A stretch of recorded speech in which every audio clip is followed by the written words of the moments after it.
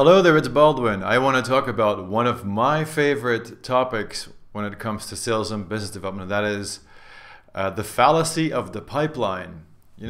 If you work in a large corporation or in a corporation or in a small company even, you know what a pipeline is. It's that way to measure the traction you're getting in your sales process.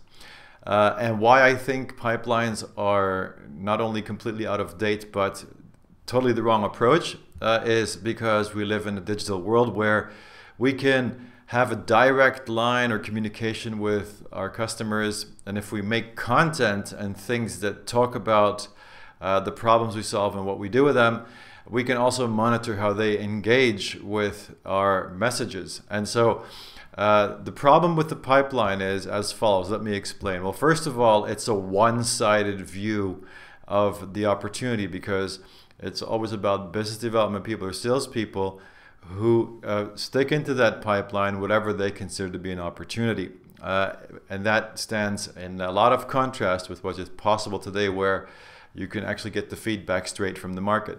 So that's the first reason why I think pipelines are really not the right way to develop your business right now. But there's a whole other bunch of reasons, because the pipeline approach becomes a bit of a culture, because and I've been guilty of this myself. I used to work in companies as well.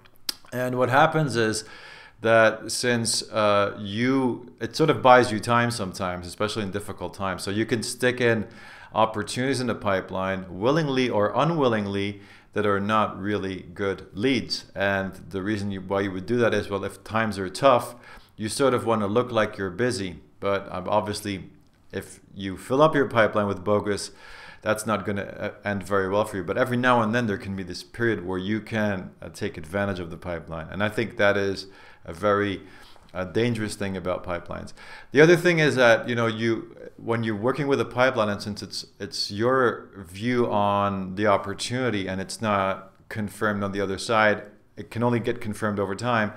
There is a confirmation bias at play. So let me try to explain what I mean by this. And I've been through this hundreds of times. So you go out there prospecting, you have a good meeting, you say, oh, this started quite well. Let's put it in the pipeline, maybe as an early stage opportunity. But the fact that you already put it in the pipeline means that you are going to start focusing on that opportunity, even though the opportunity may not have been born as a real opportunity. So you're going to take it too far before you realize that it's really not a qualified opportunity.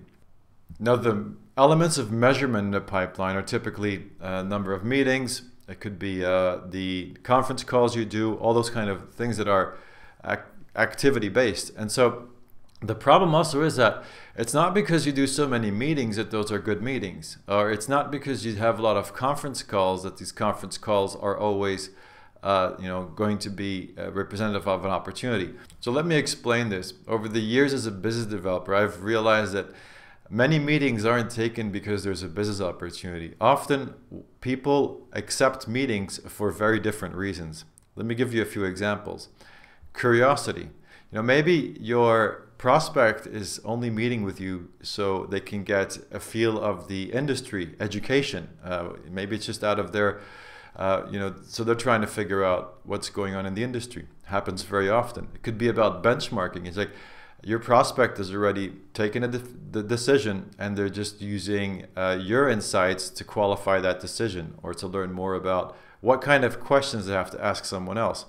I know that's a bit like scarcity thinking, but I've often been invited to meetings just to make sure that they feel that they're getting smarter about the decision they made. Content can do this much easier for you without you having to waste your time, because if you're going to help people make the right decisions with your content, you put it out there online, and it's not like it's going to be eating into your time and your agenda. And I'm looking at my notes here because I wrote them down. It's about looking busy. Now, on the other side of the deal, often gatekeepers or purchase managers or people like that, they also have KPIs that make sure that are followed. So they get paid to evaluate opportunities, so they are very interested in looking as busy as possible. They have to be busy looking at opportunities. So often a meeting will be taken so they can get their numbers right about evaluating as many opportunities as they can.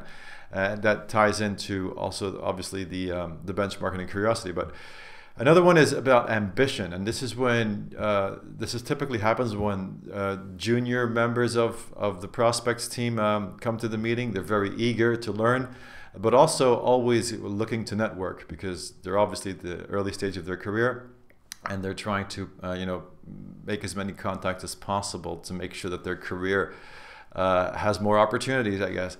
This could also be when your prospect is considering a job switch because things aren't going very well or whatever. So, you could be sitting in the meeting just to, for their agenda of getting ahead with their career. Distraction, and I want to admit to you, I'm guilty of this as well. When I was in my corporate job, very often I just wanted a break. I just wanted to get away from it all, get away from the desk. So it would be nice when someone came to the office and I booked a meeting room, had some great coffee and cookies and had a chat.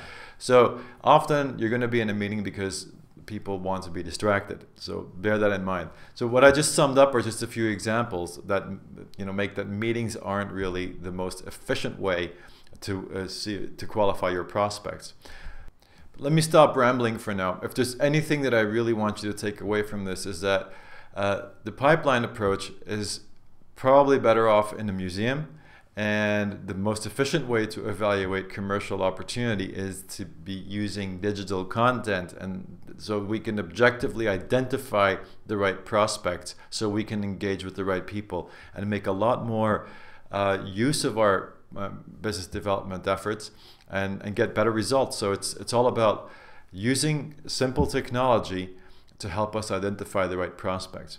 I hope that made sense. Thanks for watching, and until very soon.